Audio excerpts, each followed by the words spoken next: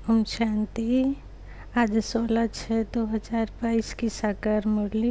बाबा कहते, मीठे बच्चे, तुम्हें किसी भी देहधारी के नाम रूप में नहीं फंसना है।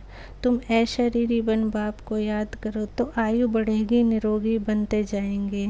आज का प्रश्न है, सेंसिबल बच्चों की मुख्य निशानियाँ क्या होंगी। उत्तर दे रहे हैं प्यारे बाबा, जो सेंसिबल होंगे वो पहले स्वयं में धारण कर फिर दूसरों को कराएंगे। बादल भर कर जाए वर्षा करेंगे। पढ़ाई के समय उबासी नहीं लेंगे। ब्राह्मणियों पर रिस्पॉन्सिबिलिटी है, यहाँ उन्हें ही लेकर आना है जो रिफ़्रेश होकर जाए फिर वर्षा करे। यहाँ वही आने चाहिए जो योग में अच्छी तरह रहकर वायुमंडल को पावरफुल बनाने में मदद करे, विघ्न ना डाले। यहाँ आसपास बड़ी शांति रहनी चाहिए, कोई भी प्रकार का आवाज़ ना हो। गीत है आज का, ओम नमो शिवाय, ओम नमो शिवाय। अच्छा, मीठे मीठे सिकी लधे बच्चों प्रति माता पिता बाप दादा का याद प्यार और गुड मॉर्निंग। रूहानी बाप की रूहानी बच्चों को नमस्ते। हम रूहानी बच्चों की हमारे रूहानी माता पिता बाप दादा को याद प्यार, गुड मॉर्निंग और नमस्ते प्यारे बाबा। आज की धारणा है, शरीर से डिटैच हो स्वधर्म में स्थित रहने का अभ्यास करना है। जितना हो सके मोस्ट बिलवर्ड बाप को याद करना है। मोह की रग सब तरफ से निकाल देनी है। दूसरा बाबा कह रहे हैं, पढ़ाई पर पूरा ध्यान दे, अपने ऊपर आप ही कृपा व आशीर्वाद करनी है। बुद्धि योग हद से तोड़ बेहद से जोड़ना है। बाप का बनकर बाप पर पूरा पूरा बलि चढ़ना है। आज का वरदान है, सदा सत्य के संग द्वारा कमजोरियों को समाप्त करने वाले सहज योगी सहज ज्ञानी भव। कोई भी कमजोरी तब आती है जब सत्य के संग से किनारा हो जाता है और दूसरा संग लग जाता है। इसीलिए भक्ति में कहते हैं, सदा सत्संग में रहो। सत्संग अर्थात सदा सत बाप के संग में रहना। आप सबके लिए सत बाप का संग अति सहज है, क्योंकि समीप का संबंध है। तो सदा सत्संग में रह कमजोरियों को समाप्त करने वाले सहज योगी सहज ज्ञानी बनो। आज का स्लोगन है, सदा प्रसन्न रहना है तो प्रशंसा सुनने की इच्छा का त्याग कर दो। आज की मुरली में प्यारी मम्मा के अनमोल महावाक्य हैं। मुक्ति और जीवन मुक्ति की स्टेज का अंतर प्यारी मम्मा बता रहे हैं। मम्मा कहते हैं, मुक्ति और जीवन मुक्ति दोनों स्टेज अपनी अपनी हैं। अब जब हम मुक्ति अक्षर कहते हैं तो मुक्ति का अर्थ है आत्मा शरीर के पार्ट से मुक्त है। गोया आत्मा का शरीर सहित इस सृष्टि पर पार्ट नहीं है। जब आत्मा का मनुष्य हस्ती में पार्ट नहीं है, गोया आत्मा निराकारी दुनिया में है, सुख दुख से न्यारी दुनिया में है। इसको ही मुक्त स्टेज कहते हैं।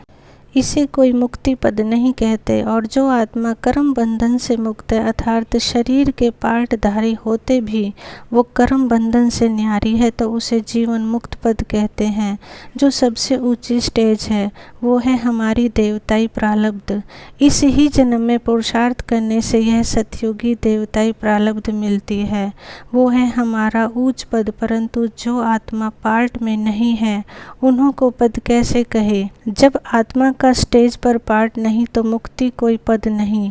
अब इतने जो मनुष्य संप्रदाय हैं वो कोई सबके सब सतयुग में नहीं चलते, क्योंकि वहाँ मनुष्य संप्रदाय कम रहती है। तो जो जितना प्रभु के साथ योग लगाए कर्मातीत बने हैं वो सतयुगी जीवन मुक्त देवी देवता पद पाते हैं। बाकी जो धर्मराज की सजाएं खाकर कर्म बंधन से मुक्त हो शुद्ध बन मुक्ति धाम में जाते हैं, वह मुक्ति में है। लेकिन मुक्ति धाम में कोई पद नहीं है। वह स्टेज तो बिगर पुरुषार्थ आप ही अपने समय पर मिल जाती है। जो मनुष्यों की चाहना द्वापर से लेकर कलयुग के अंत तक उठती आई है कि हम जन्म मरण के चक्कर में न आवे, वो आश अब पूर्ण होती है। मतलब तो सर्व आत्माओं को वाया मुक्ति धाम से पास अवश्य होना है। अच्छा, ओम शांति। शुक्रिया प्यारे बाबा, शुक्रिया प्यारी मम्मा, शुक्रिया। ओम शांति।